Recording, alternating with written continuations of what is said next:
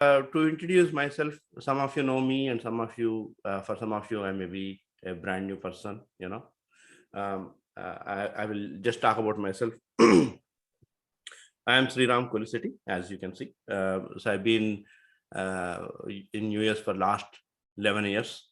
Uh, so another 1 year, my son will go to college, and I think probably will be back to India. So that's where I am. Um, at the cross junction. So I started my IT career like all of us, maybe at least majority of us, in late 90s. I started as a developer, and I really take pride in my development capabilities because I was really good with my development skills. And then, as you know, in India, you have to grow. If you are an engineer, software engineer, oh, you're 40 years still software engineer. That's the kind of mindset we get, right? So I grew the ranks in India as IT grew. I became the account manager in mid 2000s, early 2000s. Then I was handling on-site offshore teams. I came to US and then switched over from IBM to H1 side. That's where my different journey started, and the flavor of lean agile came into my mind when I was with IBM writing the proposals for several companies. So most of the proposals were going through the AMS cycle, where waterfall model was introduced, and then you cannot give anything to the client. So that's when the bug of agile hit me. But I didn't find a framework, or I didn't find a methodology that really helped people to see the change. So when I took my CSM class, I had a lot of questions. I was asking about the account level, how do you manage the large projects kind of stuff. My CST had no clue. And at the end of the day, I asked him in private, like, you don't know the answers, or you don't want to give the answers? And he said, I don't know the answers. Because scaling was something that not many CSTs were aware back then. So somehow, and again, the internet search got me to the SAFE website. I could not understand anything until I attended the SPC class. That point in time, it was SAFE 3.0. So after attending SPC course, I realized, yeah, so this is what it is. So do I recommend and prescribe SAFE everywhere I go? Answer is no. But I prescribe the practices of SAFE wherever I go. Okay, so that's in brief about me. I have two boys. First one is doing aeronautical engineering in Purdue.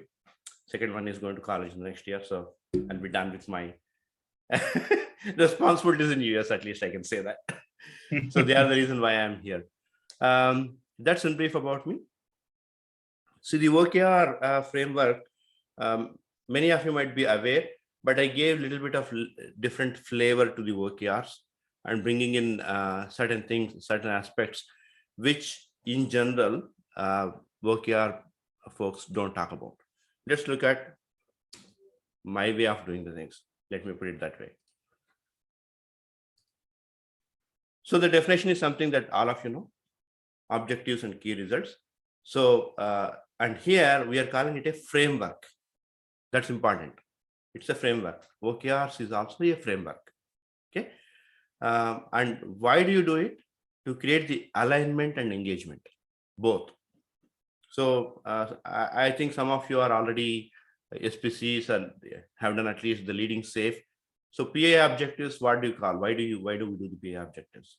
To bring the alignment, right? And here also we want to bring the alignment and engagement. Okay. So objectives bring the alignment and engagement between the business team and as well as the employees who are executing those results. Okay. An important aspect is that OKRs should be reset for each measuring period. This is a missing point. Many people say that no, OKRs are for life. No, OKRs are not for life. OKRs are going to change for each measuring period. What is each measuring period? Measuring period changes based on where you are working in your organization. Measuring period for me is today, if I'm a developer. Okay. So imagine that you are giving me a program or a task to calculate the interest. And then I will ask you, okay, simple interest or compound interest? You'll say both, right? So then I'm going to write coding for simple interest. That is my key result, and show you, okay, hey, is this working fine? Exactly as you described. Yes. Okay. Another one I will write, another program I'll write for the compound interest and show it to you. Okay, is it working the way you are expecting? Yes. Right. Your objective was to get the interest, and my objective was, my key results measurement is through simple and compound interest. Right. And if you are going a little bit above to the mid-level management, what about executive level management? What about C-level suite? So that's where the difference comes in. Measuring period changes based on where you are in your organization, and objectives also must change. That is the importance of the OKRs. And if you don't change your objectives based on your organization vision and based on where you are, then you are just doing the BAU, business as usual. And business as usual means negative in today's world. It will never accumulate the positive vibe. It is going to accumulate the negative vibe, because businesses are changing dynamically. The world is changing dynamically. So you need to have that mindset where your BAU is not acceptable, right? So how to write the OKR? So I have introduced this part of benefit hypothesis. So this is something not recommended anywhere. If you look at the internet or if you look at it, if you read any book, they don't talk about the benefit hypothesis. They only talk about the objective and key results. What I also introduced is the benefit hypothesis. When you write the KR, make sure that objective, so what is that you are trying to achieve and how you measure it, okay, and what is the benefit to the customer or for the organization. Okay, so let me take a simple example of day-to-day life, right? I want to be fit and show the world that I'm really I can do certain things. Key results is I can run a marathon, and I can swim 1 mile, and I can bike 6 miles. I can bike 60 miles. These are the key results for me to show that I am fit. And is there a benefit hypothesis I'm defining there? No. So if I define the benefit hypothesis, right? So my health cost is going to go down. My healthcare cost is going to go down. Okay, I'll have a sense of achievement. I can travel more. These are the benefits that I want to attribute to the objectives and key results that I want to showcase, right? So without benefit hypothesis, what happens? Yeah, you are measuring the key results, then what? So that is where the concept of benefit hypothesis is something that I have introduced to companies that I'm working with. And this is something, it was well received. So I recommend for you guys, when if you are implementing the OKR framework, not only focus on objectives and key results, also identify the benefit that you are expecting. Hypothesis is, again, it's a theory, right? Hypothesis is never like guaranteed. We are making a statement. So you may or may not achieve it, but key results are something that you are going to achieve. Key results are something more like an acceptance criteria for your objective. Your key results are definitely more like an acceptance criteria. Benefit hypothesis is the anticipated benefit, like anything. And why I came up with this one. So I again here, my idea was to use the Simon's golden circle. I'm pretty sure you guys are aware of the golden circle. You can see the link at the bottom. I'll share this presentation with you guys. You can see the link for the golden circle. In golden circle, Simon Sinek talks about why matters. So if you focus on why, and then how you are going to achieve what you are doing to achieve it is going to drive. So your objective also is something that why you are doing it. Why you are doing it. Okay. Every time you have an objective, ask this question to the executive or to the team or to the middle management. Why? It has to align with the vision. That is the key. And the person, whoever is coming up with an objective, should be able to explain how it is aligned to the vision. Okay. So that's the important part of it. So OKRs in a different way, I would say, follow golden circle of Simon Sinek. Okay, your objective defines why. Key results are going to define what. How is something that you can decide how you want to do it. Okay. So key results are what, and objective is why, and how is something that you can decide. Okay. So it's important to think about all three aspects, right? So objectives, key results, and benefit hypothesis. If you don't have clarity on these three things, again, talking the safe language, we used to say, we call it as a postcard from the future, right? So let's say I decide to run a marathon, or I decide to make $5 million or $10 million as my net worth, or I'm building a company that is like 500 people, 500 employees, or I'm building a great product.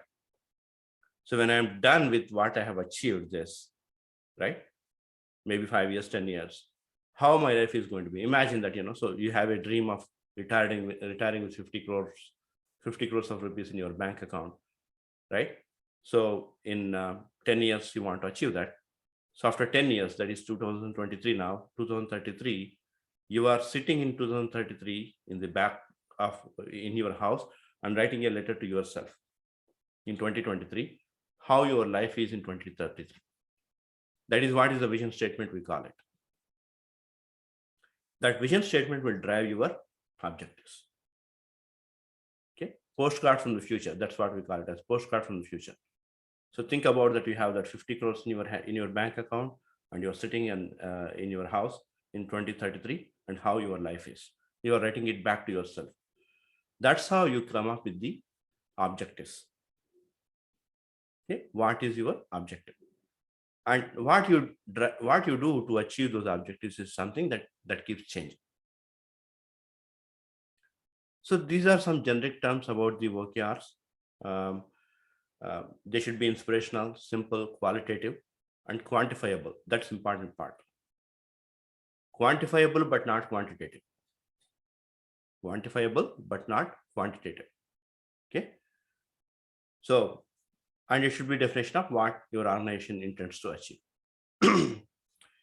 So key results, what is the relationship between the objectives and key results, right? So typically about 3 to 5 per objective, and they should be measurable. You can quantify here. Okay, quantitative, relatable. So when we say relatable, basically your key results is coming from different people. You might be wondering, no, what are you saying? Key results come from different people. Yes, key results come from different people. Okay. So this is a practical example I'll tell you. My neighbor, he was weighing about like 280 pounds. Big guy, really big guy. So he decides to, when he went for medical checkup, it was like everything was off the charts. Everything was off the charts. He's a smoker, he's an alcoholic, everything. Obviously, you can imagine, right? 280 pounds, 270, 280 pounds. A man is not, is really big.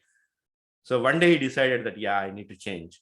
When doctor said that you're going to die if you continue your lifestyle, you need to start taking this medication, that medication. This guy is against the medication. Then he said, no, I'm going to try Zim, right? So this is practically happened in front of my eyes in last 1 year. And now I'm amazed at looking at that guy, right? So he coordinated with gym trainer and the doctor at the same time. Key results from the gym trainer were feeding into the key results of doctor. So doctor was like, okay, your BP has to come down from this level to this level, and your cholesterol has to come down from this level to this level. And he provided a dietitian. And gym trainer, looking at his fitness, he was an expensive gym trainer, no doubt about it. So said, okay, sir, this is your goal in this many days. This is your goal in this many days. right? To achieve that goal, start doing this. So a person with 300 pounds, he cannot start running. They have to start walking first. So he made him walk every day, like 5 miles, 10 miles, depending upon how strong the guy is feeling, right? And once he started getting mobility, so if you start running from day one, so he will impact his knees. So once he started getting good mobility, he kind of started changing his diet habits and exercise habits. Everything fell in place. So now the doctor and the physician, the trainer are two different people, two different teams, you can say, right? So typically your key results are related to the department, related to the teams.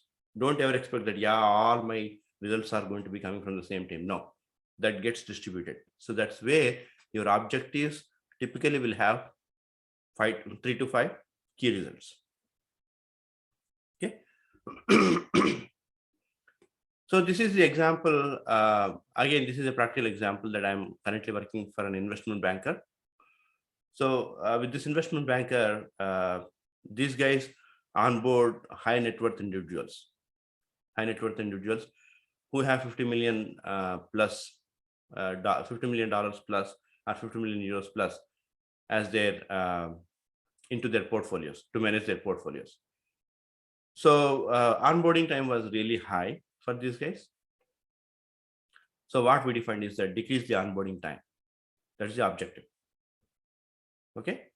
And here the key results is reduce the number of fields from on the UI form from 100 to 50. Increase server efficiency for data validation from 4 hours to 2 hours. So these are some of the things that we put up. Spin off another server for the European region to cater local regulations. Increase customer support team size to reduce wait time from average 30 minutes to 15 minutes. And these are the benefit hypotheses which were expected. So this was done for an investment banker. Now look at the key results, right? So reduce the number of fields on UI from 100 to 50. Who can do this?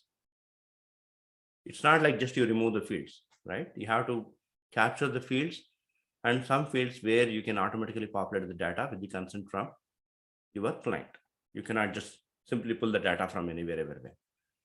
So there is a business team involved and there is a technology team involved. Increase server efficiency. So your infrastructure team is involved there.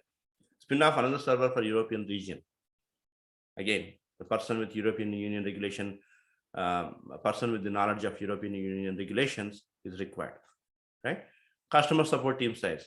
Your hiring team is involved and training team is involved.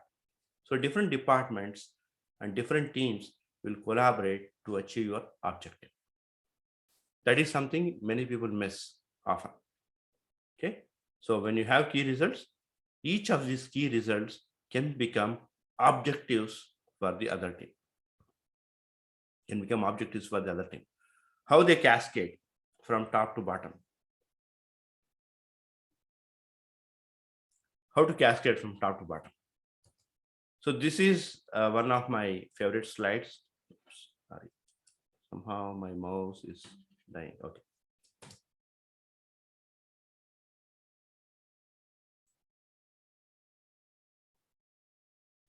This is my favorite slide and I'm proud of this. So how from C-suite to all the way to the bottom?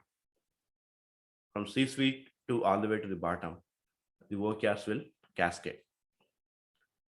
So for C-suite, it's the vision that drives the objectives. So take an investment banker, take a giant organization, take any large corporation, multinational corporation. Their vision is what drives the objectives. And typically to achieve the objectives, they'll be looking at 3 to 5 year time frame.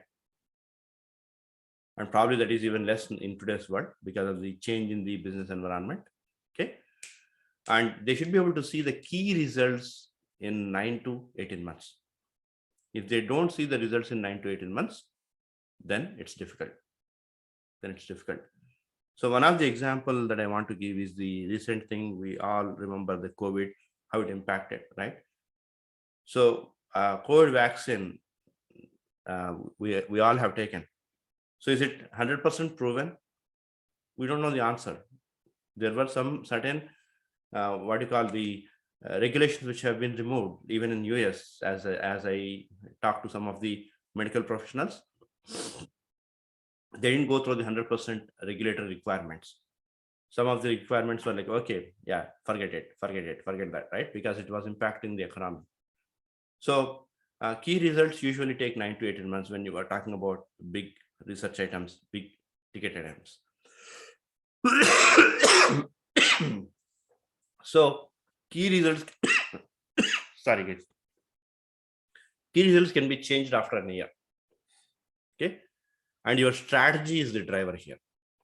Whatever you are trying to achieve, your strategy is the driver here. So one strategy is not working, then you go to the other one. The strategy is not working, then you are going to the other one. Strategy agility is very, very important at this C-suite. Okay. If we talk about the senior leaders, so key results from the C-suite will drive the objectives. And these objectives are typically from 6 months to 2 years. Okay. And you'll be able to see the results from anywhere from 6 months to 12 months. You should be able to see the results. And key results may be changed each quarter. Key results can be changed each quarter. Okay. So strategy and earlier chaos drives the change. That's important. Whatever the strategy that you are adopting and whatever the earlier chaos that you have achieved is going to drive the changes. Okay. And again, middle management, if you look at the middle management, senior leaders' objectives will drive the KRs from the senior leaders will drive the objectives here. And typically within 3 months, right?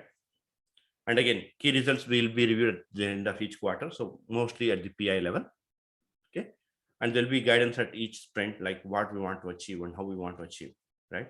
And key results can change each sprint. Each sprint key results can change based on what has been achieved.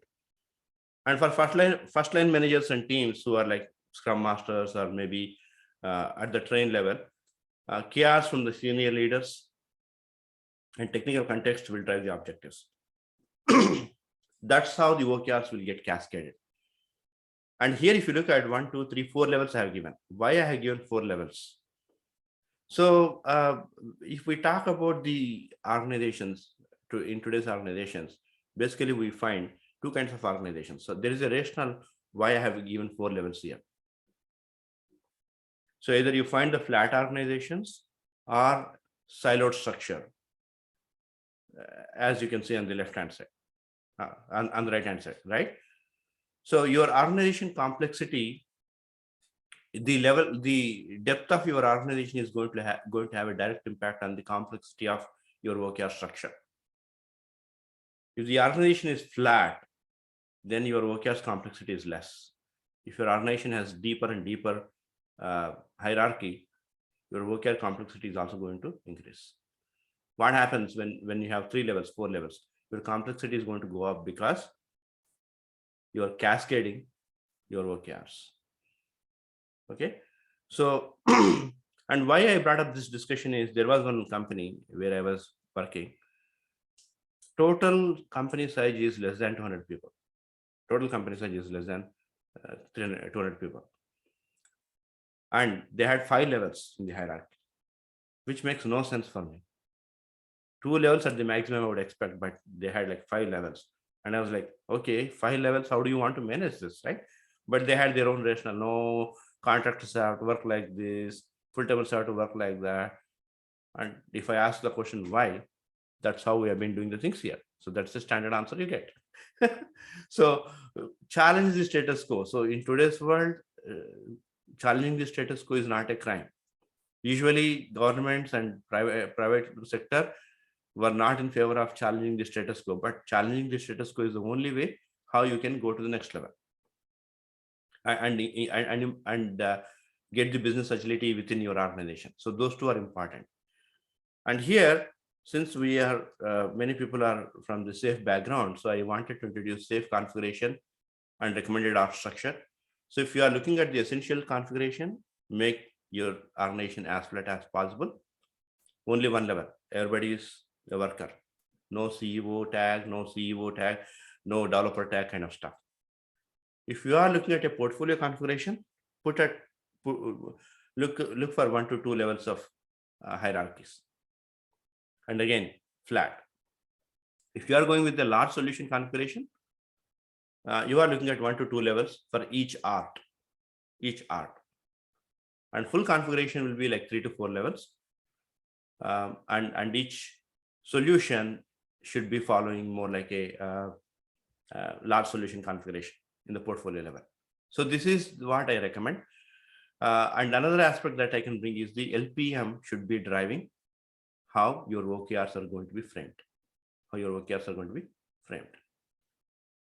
Okay. So going a little bit deeper into the OKRs at the C-suite level. So I have talked about the high level, and if you want to deep dive, look at how the objectives are going to be framed, right? So company's vision for multiple years drives the objectives. Objectives are more strategic in nature. So they are very strategic in nature. Okay. Multiple key results emerge from the objectives. A lot of key results will be coming in, right? So various departments will be owning the key results. Each of the key results drives the objectives for the products and services. So what is your objective for your product? What is the objective for your service? So if you take Apple as a company, of course, Apple does not use safe. I'm just saying, so they'll have objectives for iPads. They'll have objectives for the iPhones. They'll have objectives for different products and portfolios that they are offering, right? So that's how you kind of go. And lean startup cycle is typically 2 to 4 quarters at the maximum. Lean startup cycle. Okay.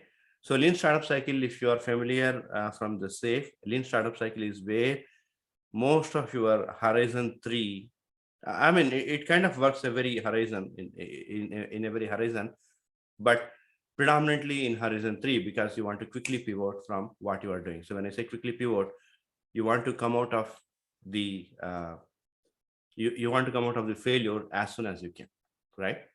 So I asked this question in a very my SPC classes. So think of a developer who is as great as Thomas Alva Edison. Okay. And I am going to put that Thomas Alva Edison into your team. You want to take it. What will be your answer? An inventor, a developer as strong as Thomas Alva Edison is going to be part of your team. How many of you want to take this person? You can raise your hand. Yes, no, or down. You want to take this person? Satish says yes. How about the others?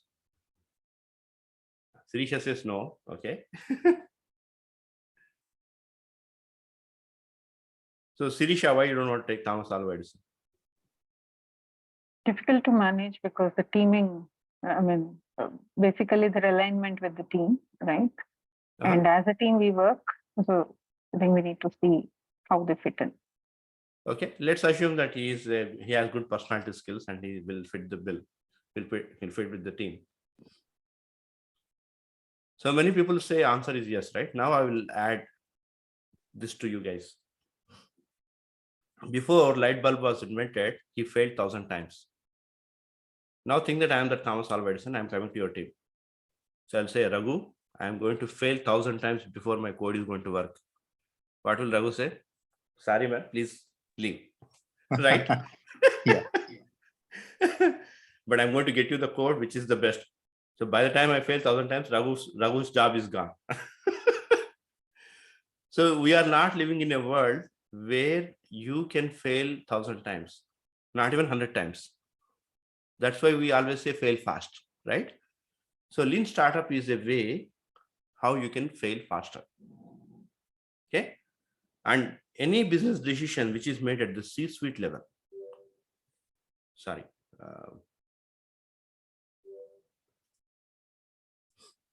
C-suite level will have a lot of financial implications. You can't imagine so millions of dollars are going to be spent if a CIO is saying something, right? Our prime minister says something, president says something, I want to have it in this fashion, right? So in those scenarios, it is very difficult for you to make up your mind and say that, yes, I want to do this. So that's where we also say that the organizations must be lean at the top. Why organizations must be lean at the top? Because there is no room for error on the top. What happens if the head of the family makes a mistake? I mean, you all might have kids. So if you are a father and you make a mistake, your whole family suffers, isn't it? What happens if the prime minister of the country or president of the country makes a mistake? The whole country suffers.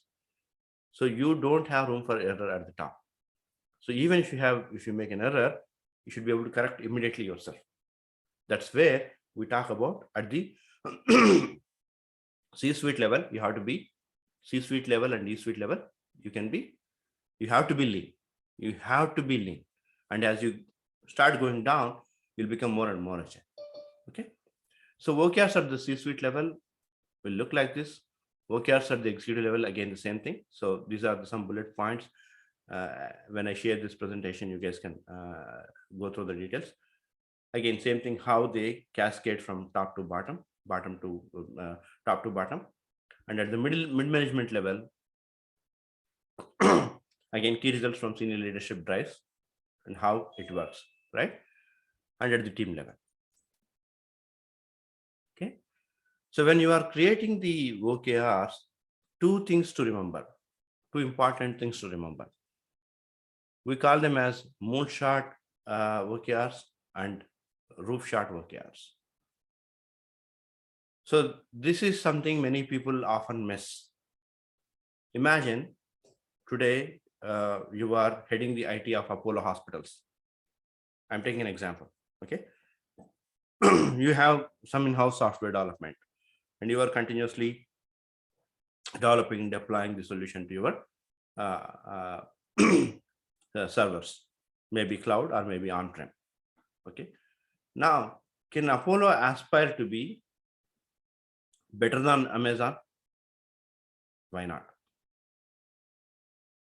Okay, why not? So that is a moonshot. I want to be better than the Amazon when it comes to the deployments. Is that achievable? Yes, it is achievable. But is it required? No. Okay. Instead of going for the moonshot, we recommend to go for roof shot. Roof shot is compare with the peers in the industry. Are you the market leader or not? This is a missing piece. This is a missing piece. You can do it does not mean that you should do. You should do only when it is needed. If you are investing money on the moonshot, it's a good idea, but is there a need for it?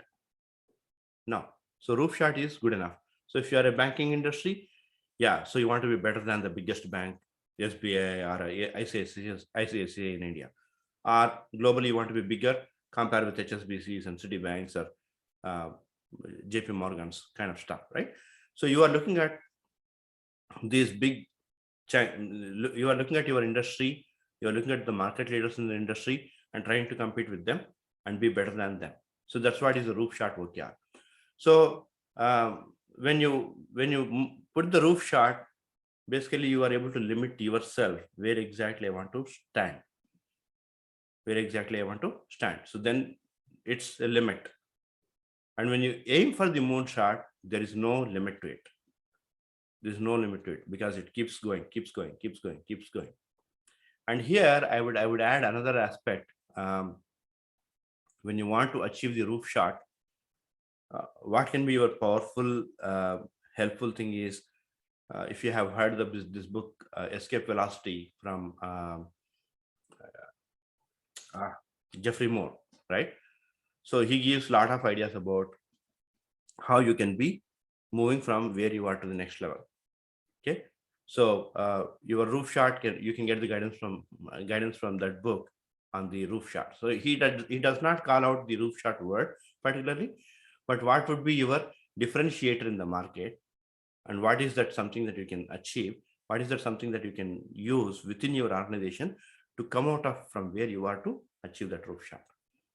Okay. So product differentiator or strategy differentiator or customer base differentiator. So these are some of the differentiators. If your organization is thriving or surviving, forget about thriving, even it is even if it is surviving, that means there is some differentiator. There are certain things which people like about your organization or you, which you want to use in order to achieve that next level of growth. Okay. So your roof shots can be derived using some of the items that Jeffrey Moore talks in Escape Velocity. Okay.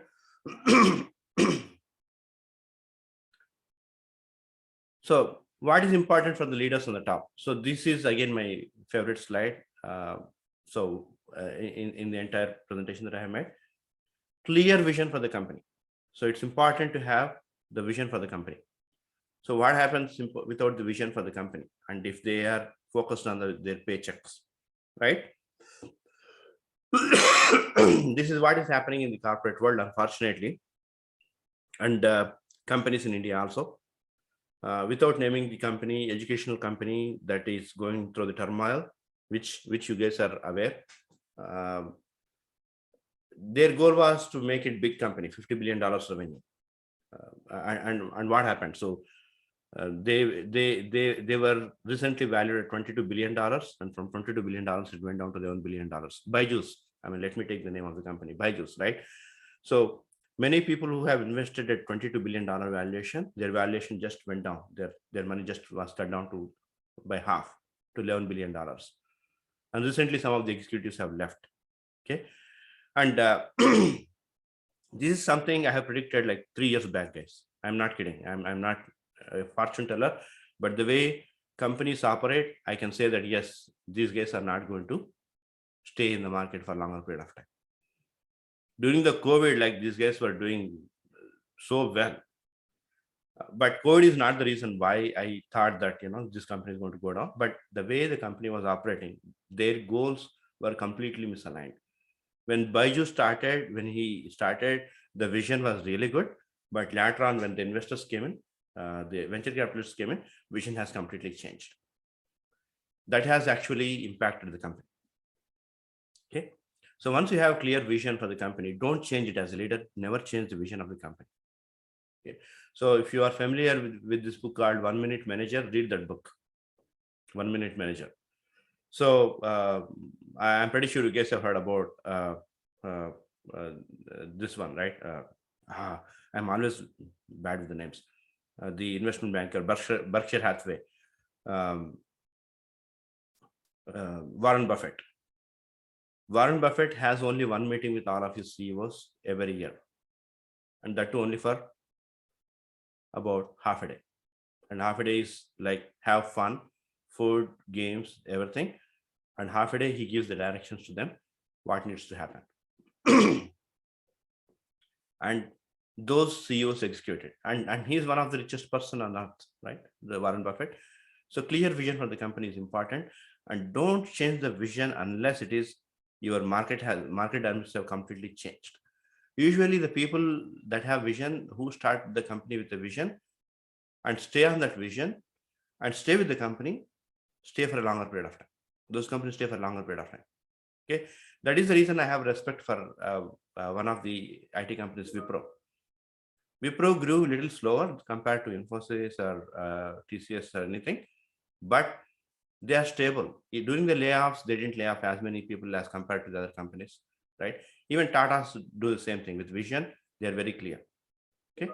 So having that clear vision is going to make a huge difference, right? And well-aligned guiding coalition. So build that guiding coalition.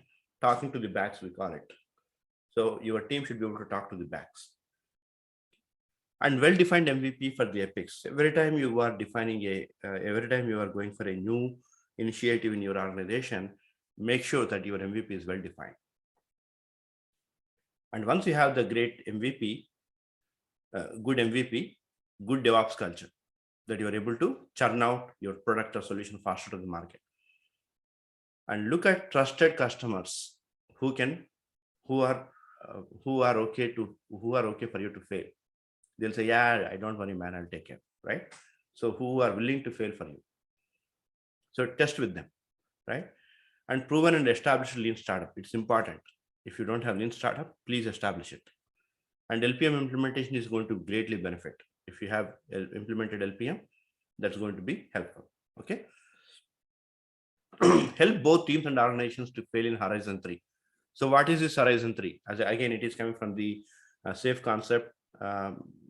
It's actually not a SAFe concept. It's a McKinsey model where you are testing the idea. During the testing of the idea itself, you are failing, not in Horizon 2, because your investments are going to go up when you go to Horizon 2. At the beginning itself, try to fail. Okay. So creating a circle of safety within the organization. So you are trying a lot of ideas. You are going with a lot of things, right? And if you create, if you create a culture of failure, if you create a culture of fear, then your teams are not going to take risk. They'll say, sir, whatever you do, I do it. So this is a mindset I have seen in many companies where, yeah, you tell me, I'll do it. Okay. Because if I fail, it's your responsibility, not my responsibility. Get rid of that culture, guys. Get rid of that culture.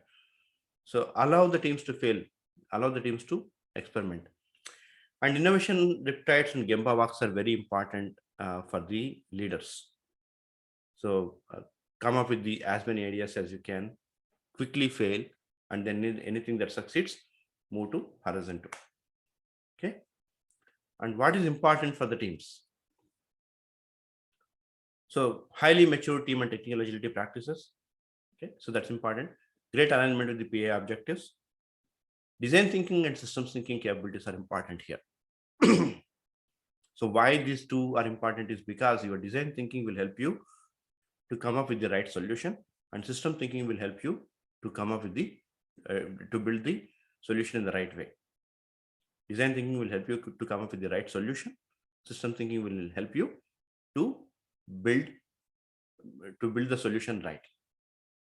Okay. So fail more often in Horizon 3 and rarely in Horizon 2 and never in Horizon 1. So once you go to the Horizon 1, you are in the extraction mode. So if you fail in Horizon 1, it will be like Nokia. Okay. So you should have a well-built continuous delivery pipeline, DevOps culture, and good understanding of the lean startup cycle in your organization. So that is important. Okay. And you should be able to quickly pivot. That's important as a team. Okay. So team topologies, apply the team topologies here. That is going to be really beneficial. And again, innovation riptides and Gemba walks are important even for the team level. Okay. So if you have these things, implementing your OKRs and cascading them from top to bottom is going to be helpful. Okay. So I have cut down a few slides just for the time here. So we have 10 minutes in our allocated time. I'll open the forum for questions.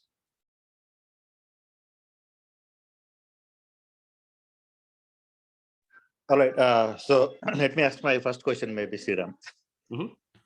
So you in the first couple of slides, you talked about the key results and benefit hypothesis as a part of the overall object OKR definition, right? Mhm. So in your experience, did you see that do you see any teams who have a key results, but they did not write a benefit hypothesis? And then what is their when they measured about this, so what is their experience? Good point. So the objectives and key results, well, if you look at the general implementation and dairy material on online, nobody talks about the benefit hypothesis. This is again my flavor I have added to it. Okay. So a lot of organizations, they just start with the objectives and key results without talking about the benefit hypothesis. 90% of the organizations, I would say. Okay. Yeah. The reason they don't talk about benefit hypothesis is instead of saying the reason why they don't talk about benefit hypothesis is that angle is something that people don't think in today's world. So I was trying to achieve this, by this I am going to measure, right? but how is it benefiting me, or how is it benefiting the organization is something that people don't really bother.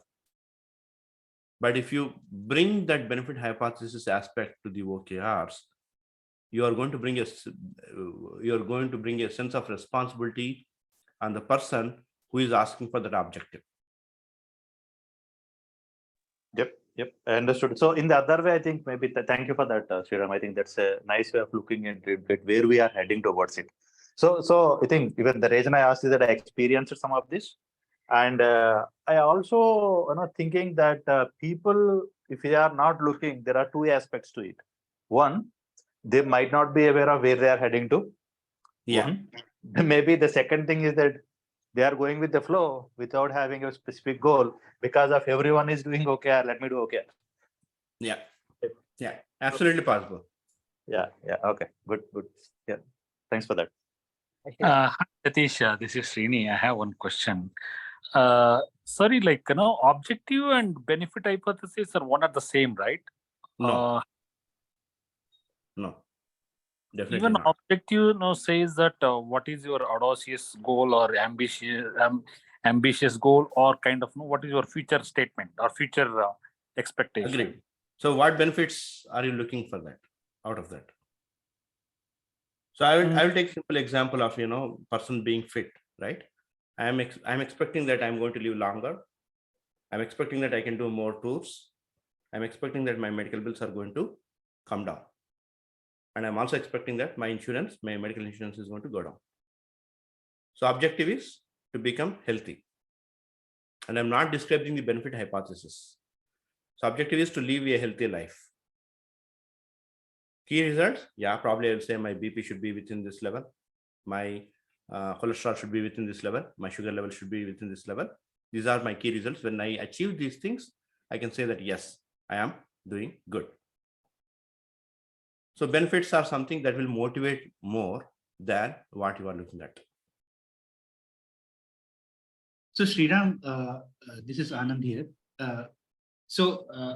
What I'm trying to understand here is this benefit hypothesis are anyway then linked to your objectives, right? As maybe if I put that question in a different manner, these benefit hypotheses actually are defining your why, right? I mean, why we are doing this, right? It is because of the benefit for my health, for my medical insurance to go down, right? And other things, right? Live longer, maybe, if you are to say in a crude manner, right? So Okay. all these benefit hypotheses, you are actually linking to the objectives and it's becoming your why, right? It's a part of your why. So living longer is, if you living longer is the objective, okay, you can put living longer is the objective. And your benefit hypothesis could be different, right? So maybe I am on the bed for 10, I will tell the story of my granddad. So he was 10 years on the bed, literally. Everything we had to do for him, for my granddad. So is it the kind of life that you want to have? Definitely not. So what is the key results that you are expecting out of living longer, right? Want to do more travel or wanted to do? So it depends on how you are defining your objective. Yeah, they are interrelated. Definitely they are interrelated. There is no doubt about it. But in benefit hypothesis, you are looking at your anticipated benefit. You are looking at your anticipated benefit. So my objective is to create a wealth of, let's say, 50 crore, right? So what are the benefits I'm expecting? Or I want to have a mansion, to build a mansion. Okay, key results, I'll say in my mansion should have a garden, my mansion should have a home theater, my mansion should have a gym. And benefit hypothesis, I'm expecting my grandkids to come and play with me. I'm expecting every year my kids to come and stay with me. Every summer to come and stay with me. So your objectives and benefit hypothesis are like tightly coupled. How you define your objective will help you. Your benefit hypothesis will help you to come up with the objective also in another way. Mm-hmm. Yeah. Okay, Suresh.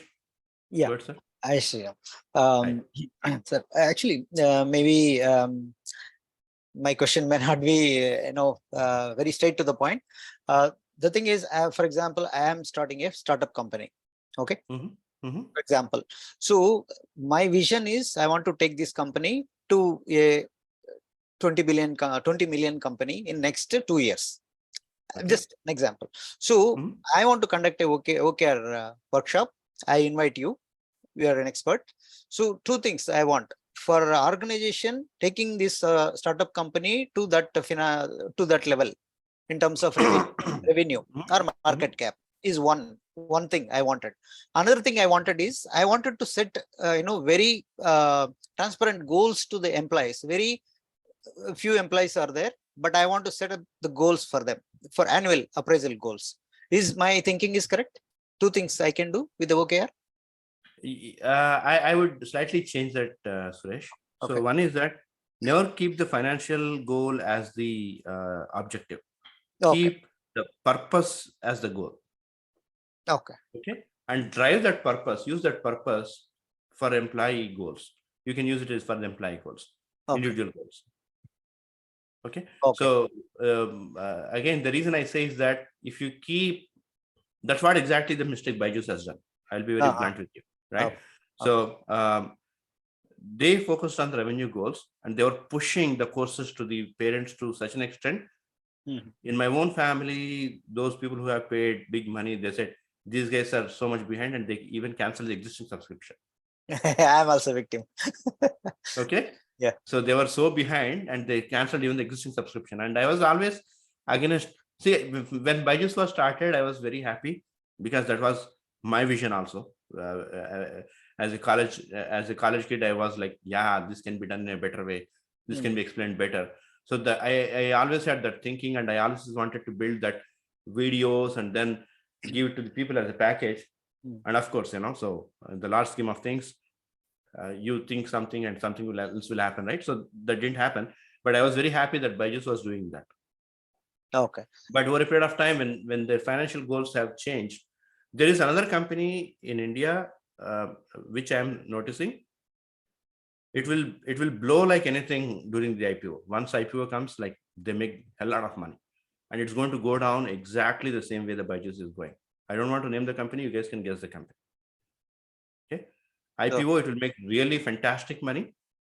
And quickly, if you want to come out of that company. And once after IPO, in 2-3 years, it's going to go down. Definitely, it's going to go down. Unless they change something drastically. Okay. Okay.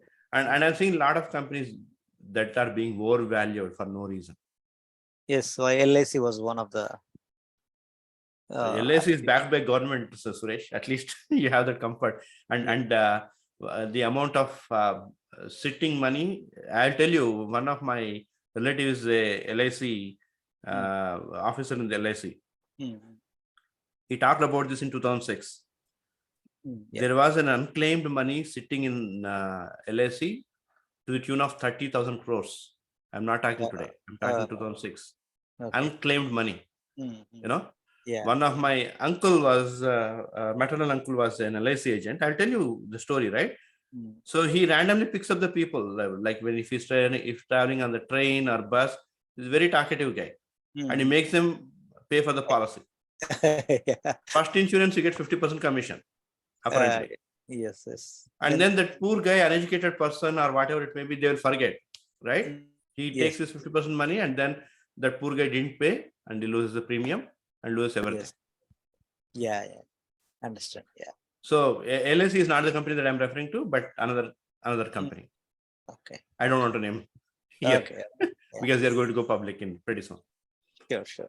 So in the OKR session, we will get objectives for the employees, and by achieving those objectives, we will achieve the goal, right? Yeah. We can talk more if you are talking about a specific case. Right? Sure. Thank you. Because I'm also building the startup company. So by the way, the Alpha 20 group that you see is my own company, guys. So I do consulting on that one, and we are also building a logistic company through that. So I'm investing in another logistics company in India. So goal is to, right now I have about 20 employees in that company, Alpha 20 group. And my goal is to make it like 50 people by 2025, aggressive target, but I think I can achieve it. And I do H1s and I do product development through that company. if you have world H1s, if you are interested to come to US, yes, I can get you guys here. And second thing is that I'm also going with my own gold partnership. I'm talking to Skilled Agile. Okay. I mean, every company that I've been part of lacked that global vision of building the company. So that's where I'm trying to build the company. So and this is not the first time I have built the companies. Like I've built 4 companies, and because of the I mean, you guys know the green card saga in US, right? Because of that, I couldn't get the partnership in those companies. Like I had to just work and leave. Okay. Now is the time to build for myself. Great. Yeah. Go ahead, Ravi. Thanks for sharing that information. Yeah. Sure. Hey, Sreeram, thanks for this session. And by the way, my best wishes for your venture here. Just a caveat, like I also have 2 startups I have done in my past, and if there is anywhere we could catch up on that exchange, thoughts, I would be more than glad to do. Definitely. And coming back to this topic here, so I like this, the benefits, right? So I like that idea very much. I have a cascading question here. Yeah. So my first question is, how do you validate those hypotheses, right? So I mean, let's say, for example, you have an idea hypothesis or a product hypothesis or service hypothesis. You would have some kind of a way to validate that, right? So how do you do this? I mean, this validation also, again, comes as part of something else, or let's say, so your as I own mentioned, example there. Your Right? key results, your key results will change time to time, right? Okay. So when your key results change, you also have your benefit hypothesis changing. Okay. So So I'll take the example of that fat man, right? My neighbor. So his first goal was to be able to walk without panting for at least 3 miles. Benefit hypothesis. Yeah. So I can walk with my wife. I can walk my dog. Yeah. Okay. And once you achieved that benefit hypothesis is done, next key result is able to bike for 5 miles. Benefit hypothesis, I can play with my kids and I can run my dog, not just walk. Okay. So basically what I imagined was, you have an objective, you have key results, and if you achieve those key results, but then you find that your benefit hypothesis is somewhere like you're missing. So, okay, it's the other way. So we basically pivot the hypothesis. Yep, definitely. Okay. Definitely. Okay, that sounds very interesting. So that brings to my next question, Sreeram. So why just stop the hypothesis benefits to only the organization? Well, did I say that? No. Benefit No, to the employee in that also, right? slide you had mentioned in the organization. So no, benefit hypothesis for the organization and the customer, both. Okay, because in that slide you mentioned that. So okay, so that makes sense. Okay, maybe that's a good catch. I will look at that back, Ravi. Sure. Thanks, Sreeram. Yeah. Purna, go ahead, sir. Hi, Sreeram. Good to see you. I hope you remember my name. Yeah. Yes. We talked on the phone. Yeah. Yeah. Okay. My question is, see here. Now I'm in Agile coach role. We are having RTEs also. Okay. So these OKRs at a train level, who will define it? Either RTEs or coach? Good question. So no, they are not tied to your train level. So this is something that I've been contemplating in my brain. Okay. So I want to put this in the SPCT forum and see what their things are. Why can't your PA objectives be the actual objectives? Right? I mean, if any organization is willing to risk and willing to make an experiment, I want to try that. Your PA objectives as actual objectives. Okay. And then key results will be something that your acceptance criteria from the features, or maybe acceptance criteria from several features. So it might go in that direction. Let's see.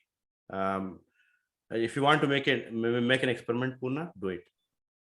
Okay. I'll be happy to support and happy to monitor and provide input, take input in all the directions. I think it's a little bit confusing because we will have objectives after the PA planning. Will come up with Exactly. But, So that's the contemplation. Yeah. Yes. Yeah. So don't that's where the apply this confusion. OKRs for that art level these things, I think, right? Yeah. Okay, Sriram, one more question. To Okay. define clear P. Yeah. So, for PK. example, okay, I will go with names. For example, take Anand is our staff VP. Okay, I am the coach. You are the RTE. Okay, we three are working for a train. Okay, so Anand said, whichever the things are going, I am not happy. So we are having Coach Purna. So if there is any help required, please take it from Purna. But you are an RTE. You are a RTE. What you are saying? Whatever the things I'm doing, you can discuss with me why you are pulling coach here. So again, they are indirectly what Anand goal is. He want to see good growth. Okay, here coach and RTE who need to set the goals and who need to showcase the goals results. Okay, Anand should have skin in the game, Purna. If you can't delegate, don't delegate. If you can't go, send no one. Okay. That's the mantra we say, right? Okay. Management should know what they want. So I'm exactly in the same situation today in one of the company. Okay. Senior leadership is happy. Okay. And then teams are happy. There is one person, only one person who thinks that agile processes could be better. We can do better. And I asked that person what exactly you are looking for. So if I want to ask you a single problem that you want to solve immediately, what is that you want to solve? She doesn't have an answer. She doesn't have an answer. Management is happy, teams are happy. Only one person is unhappy. Yeah, things could be better. Yeah, can you define better? Right? So that is the kind of this one you need to have. So what has happened is that also decision making power from the middle management has little gone away with safe or agile and all. So we are so used to command control mindset that yes, I am saying it, so it should happen. That mindset should change. And even the culture of at least my generation is more of a what do you call the yes boss culture. Because of the fear, I was a sole breadwinner. I'll be very honest with you guys. I was a sole breadwinner in the family. My brother was dependent. My younger brother was dependent on me, and his family also. His wife was dependent on me. My wife was not working. Even though I knew that sometimes my boss is wrong, I never dared to say you are wrong, boss. Because, yeah, what is it I'm going to lose? I will listen to him, right? Yes, boss mindset is something, and that. How did we get that culture? How did I get that culture? So I'm influenced by my dad. I'm influenced by the people, my boss, how my boss is behaving with his boss, and how my dad was behaving with his boss, right? And how other people are behaving with their thing. So that sense of freedom is something that I never had. And you will not get that sense of freedom because you are surrounded by such an environment. Okay. So when you want to come out of that sense of freedom, look at your kids or my kids at this point of time, right? My kids, they don't care. They don't care because they don't have fear of failure. And they don't really get worried about day-to-day food, day-to-day bread, and day-to-day housing and all. And I was worried, no own house, nothing, no property in the back end, all that, right? So I have something to lose. When you have something to lose, you will have that kind of thing. Somebody put it as middle zombie layer. Yes, that sense of failure, if we sense of not having the power, if you take away, then I think you are going to get that. So India, that's what I always say, India is at a turning point. My generation who are in the 40s, we still have that, I don't want to call that slavery mindset, whatever Modi has said, that come out of that mindset, so that we still have that mindset. The kids of our kids does not have that mindset. Our kids definitely does not have that mindset. They don't care. They really don't care because they take certain things granted and they have them. So there is a fallback plan for them. So if they fall back, we hold them. If we fall back, nobody is going to hold us. Correct. That makes a big difference. Okay. Yeah. Thanks, Sreeram. Yeah. Yeah. All right, guys. If you do not have anything, thanks for taking time on a Saturday evening. I know it is like time when you want to have family time, but it was really, I'm really honored to have like 20 people, almost like 20 people at some point. And feel free to, I think I'm connected to many of you on LinkedIn. Feel free to ping me, feel free to send a message. I'm in the group, happy to support. And if I ever start gold partnership, knock on wood, I think it is going to happen. If it happens, I look at the support of all of you guys. So those who know me, they know me very well. Like, I'm not a person who wants to take every pie. I lead a seat at the end. I strongly believe in that. So let's hope that we'll connect again, and then we have the opportunity to work together. Okay. So any feedback, feel free to provide me back. I'll be happy to make the corrections and take the feedback from Raghu and Satish. Thanks, Raghu. Thanks, Satish, for this one. Really appreciate it. Really, thank you for accepting this time, and that I know it's a Saturday morning your time. Thank you for accepting in a short notice, and also it's very insightful in the way of you customize the framework to the industry. That's very insightful. Let's see how we can implement those, and then maybe definitely we will bother you and thinking like I Sure, want this. Sure. Okay. Sure, definitely. Yeah. All right, guys. Take care. Yeah, right. Thank you, everyone. Thank you, everyone. Thanks, everyone. Yeah, just one thing, Yes, Sreeram. I mean, Yes, Anand. myself and Venkat was having some interesting discussion about that T-shirt sizing. Actually, it was initiated by you in or that SPC group, right? So, Yes. but I will connect with you offline. Okay, not Definitely. not here, but yes, I wanted to know a few things about it and maybe your guidance and your help. You see, many people don't challenge the framework, unfortunately. I am one of them who challenges the framework sometimes. Correct. Yeah. So I have challenged several things on the framework, even today. So that PA objectives, I've been never fan of features and objectives kind of stuff. So I think that's going to change in the future for sure. Okay. Okay.